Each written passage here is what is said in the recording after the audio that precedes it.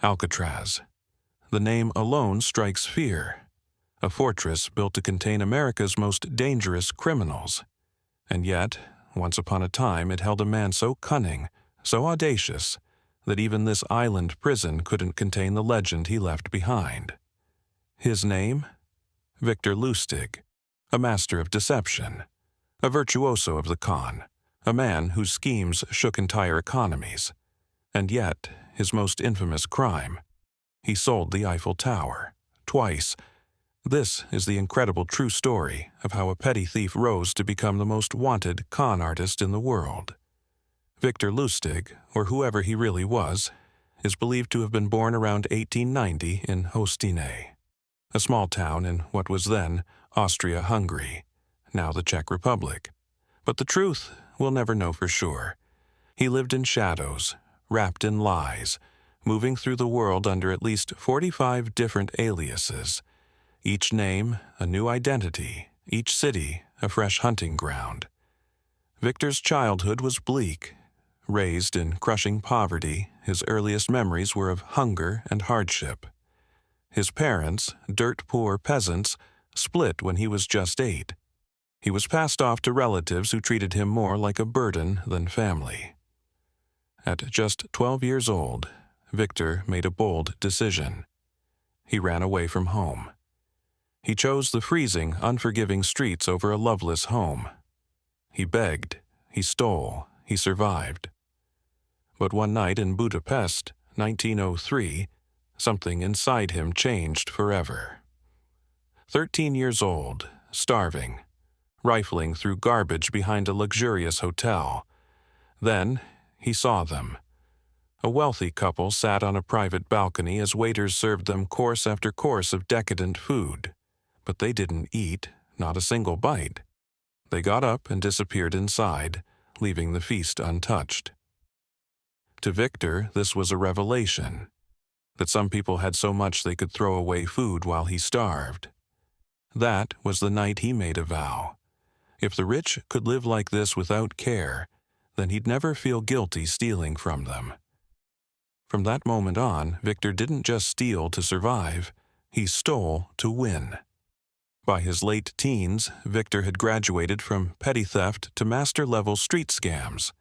He learned every card trick in existence, perfected sleight of hand, and swindled gamblers across Europe. Prague, Zurich, Vienna, Budapest. His name showed up on police rosters again and again. Short stints behind bars didn't discourage him, they refined him. He studied, he practiced, he evolved. Because Victor knew something that most didn't. The best scam requires the smartest mind. And when he heard whispers of a land of opportunity across the Atlantic, a place where ambition could turn to gold, he packed his bags. He was headed to America. But the journey to the New World wasn't without its drama. A jealous sailor, thinking Victor had gotten too cozy with his date, slashed his cheek in a drunken rage. The cut left a 2.5-inch scar that Victor would later romanticize as the result of a duel of honor. But while his face now bore a mark, his mind was sharper than ever. Because on that ship, Victor discovered his new playground. Transatlantic steamers were packed with wealthy businessmen and bored elites, easy prey for a con man with charm and style. Victor posed as a music producer, selling fake investment opportunities in fictional Broadway shows. By the time anyone realized the show didn't exist, Victor was already halfway across the Atlantic, on another ship, with another name.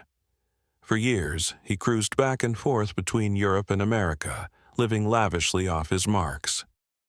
Then, World War I broke out. The cruises stopped.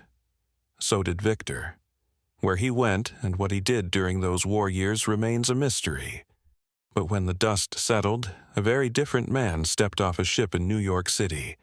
The homeless street rat of Budapest was gone. In his place, Count Victor Lustig, draped in fine suits, speaking with elegance, radiating wealth and mystery.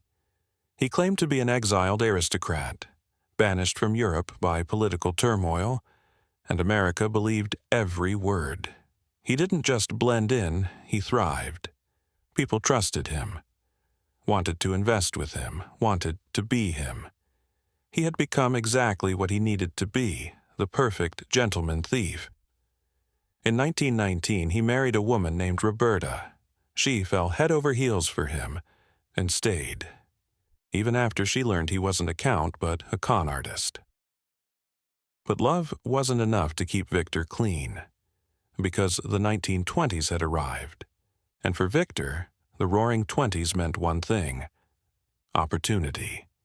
Besides bootlegging fake liquor labels and selling bogus government stamps, Victor came up with a more lucrative scam: a money machine. A device that he claimed could duplicate $100 bills. It looked convincing, about 2 feet long, brass trim, a maze of gears and dials. Here's how the scam worked. He'd load a real $100 bill into the machine alongside a blank piece of paper, crank the gears, wait 6 hours, and out would pop a second identical bill. But the secret? Victor used brand new bills with sequential serial numbers. He altered just the last digit on a few notes. To the untrained eye, the bills looked like perfect copies. Victor sold these machines for thousands of dollars each. People believed they were buying a miracle. And Victor? He was just getting started. With time and practice, Victor Lustig mastered his most profitable illusion yet: the money box. But unlike a common salesman, Victor never approached people directly to sell it. Instead, he played the long game, carefully laying the groundwork to win their trust first. Take one of his victims, a wealthy gambler. Victor started by pickpocketing the man's wallet. But minutes later, he returned it, claiming the gambler had dropped it. This simple gesture made Victor seem honest, like a good Samaritan. The gambler let his guard down. That's when Victor worked his magic.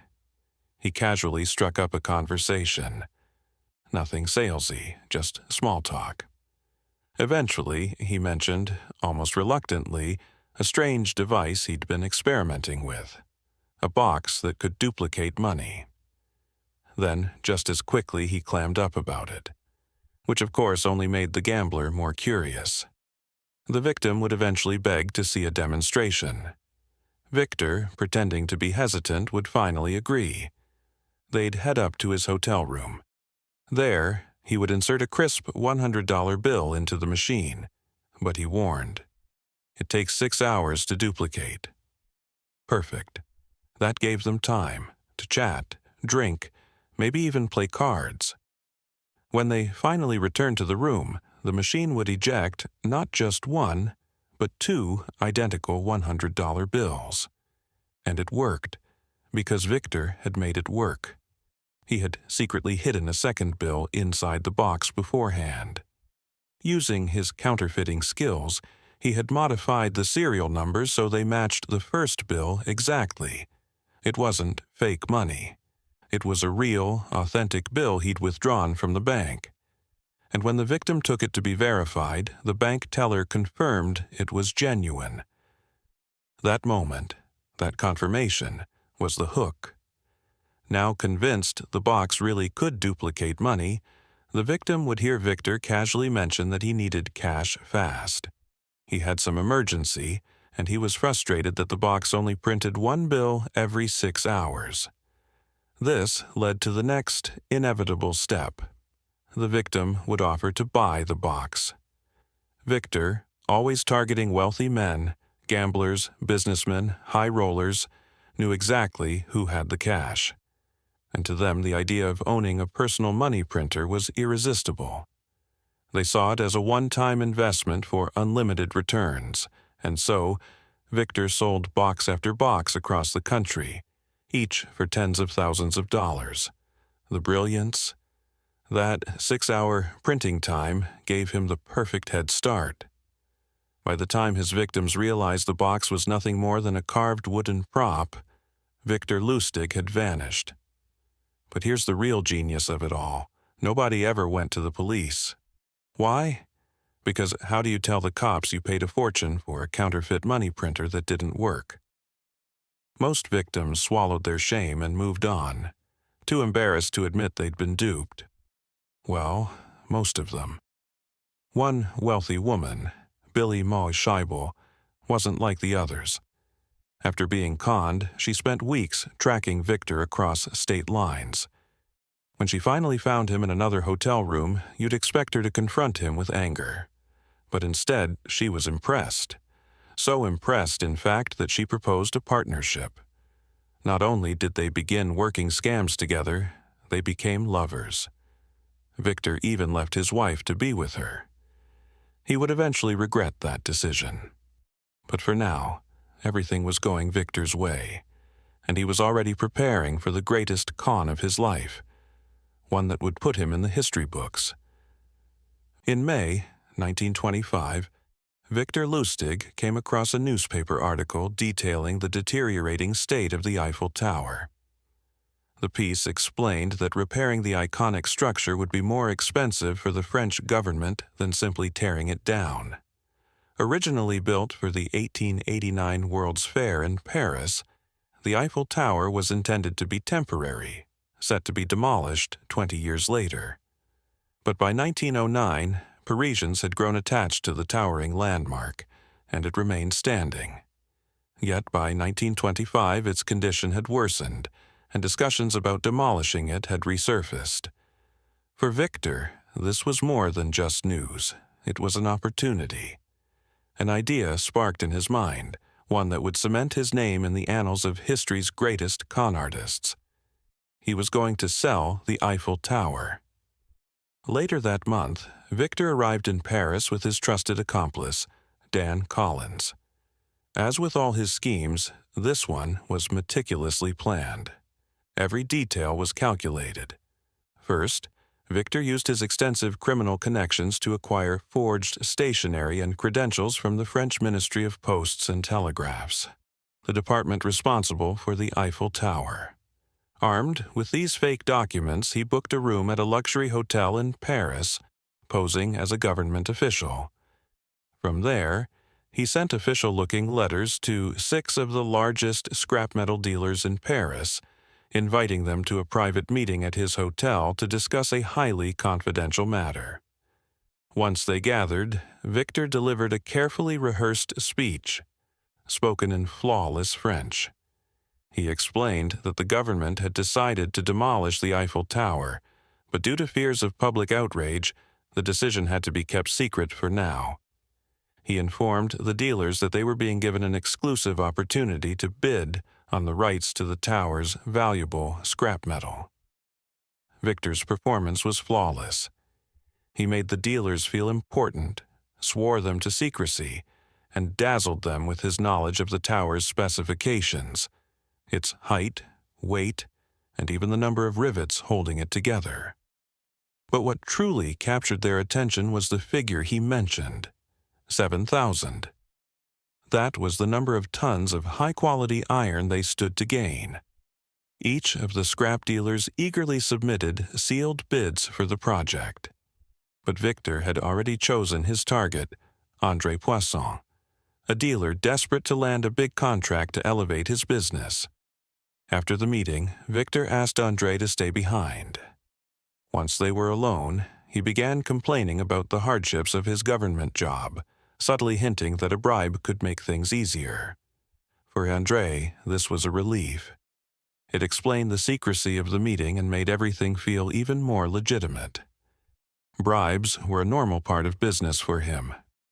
Convinced that he was dealing with a corrupt government official, André handed over a generous check to secure the deal. The moment André left, Victor cashed the check and caught the next train to Austria. He spent the following weeks in a luxury hotel in Vienna, waiting to see news of his scam break in the Paris newspapers. But nothing appeared. Eventually, he realized that André was too ashamed to report the scam. After all, admitting you had bribed someone to buy the Eiffel Tower for scrap metal wasn't something you wanted publicly known. This gave Victor a new idea. Why not do it again? A few months later, he returned to Paris and ran the exact same scam with a new set of scrap dealers. Once again, he walked away with a hefty check. But this time, his victim went to the police, and the story made headlines. Realizing it was too risky to stay, Victor fled to the United States. The fact that he pulled off the Eiffel Tower scam not once, but twice, shows just how powerful shame can be in keeping victims silent. Most would rather stay quiet than admit they had been fooled. But for Victor Lustig, his luck wouldn't last forever. He was about to take things too far, and his downfall was just around the corner. Victor Lustig had swindled his way across 2 continents. He was rich, infamous, and completely unstoppable. But even after making a fortune, Victor had no plans to retire. No target was too big, no score too risky. And that's how he ended up trying to con one of the most dangerous men in America, Al Capone. Victor approached Capone with a bold pitch. He claimed he needed $50,000 to fund a lucrative scam that would double the mobster's money in just 60 days. Capone handed over the cash. But weeks later, Victor returned, saying the plan had failed, and gave the entire $50,000 back. Capone, expecting to be cheated, was stunned. Who returns money to a gangster? Impressed by Victor's honesty, Capone gave him $5,000 as a gesture of goodwill. And just like that, Victor had pulled off the real con, earning a reward without lifting a finger. But by the early 1930s, the Great Depression had taken hold of America. The rich marks were harder to find, and Victor's old tricks were drying up. So he went back to his roots, counterfeiting. Only this time, he had help. He partnered with a man named William Watts, a pharmacist by trade, but also a master engraver. Together, they began producing what some called the supernote of the era. Counterfeit $100 bills so flawless they fooled even trained bank workers. Most counterfeiters stuck to small denominations to avoid scrutiny. But Victor, he went big. He wanted to flood the country with fake hundreds. And for a while the plan worked. Until it didn't. In 1931, Victor couldn't resist one more run of his old money box scam. This time, his target was a sheriff in Texas. When the sheriff realized he'd been conned, he tracked Victor all the way to Chicago and confronted him at gunpoint. But Victor, ever the smooth talker, apologized and said the box must be defective. Then, in an outrageous twist, he handed the sheriff $50,000 in compensation, double what the man had paid. The sheriff walked away satisfied, until he realized he'd been conned again. The money was fake. And that one mistake changed everything. The counterfeit bills were so well made, they caught the attention of the U.S. Secret Service. Back then, the agency's main job wasn't protecting the president. It was hunting down counterfeiters. And they knew they were now dealing with a major operation.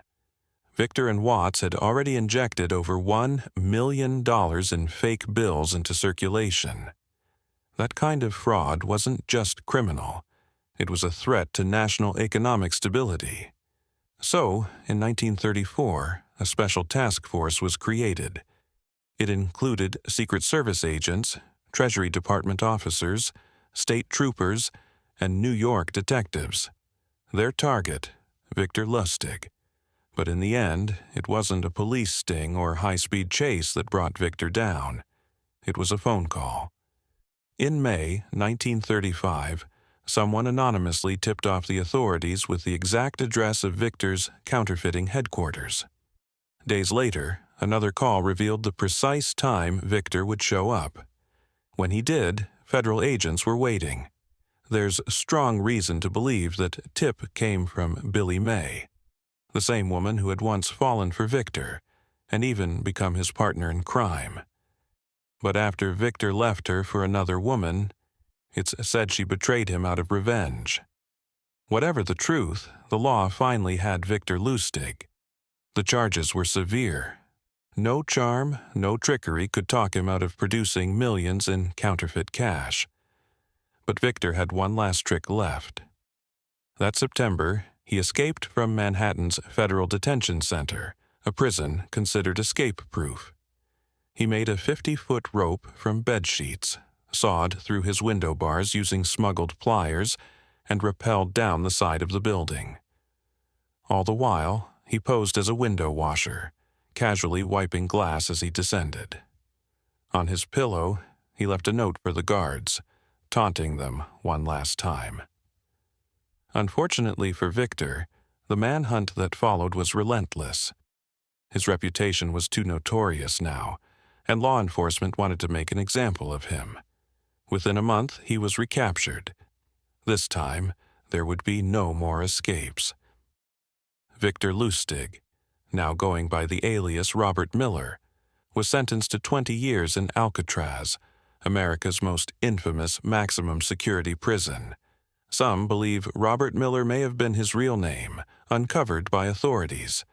But whatever name he used, Victor would never taste freedom again. He spent the rest of his life behind bars. Even there, he tried to convince the guards he was sick, but for once he wasn't lying. Victor Lustig died of pneumonia on March 11, 1947. He was 57 years old. His death certificate listed his occupation as apprentice salesman, an amusingly modest title for one of the greatest con artists who ever lived. Thanks for watching. Don't forget to like and subscribe our channel.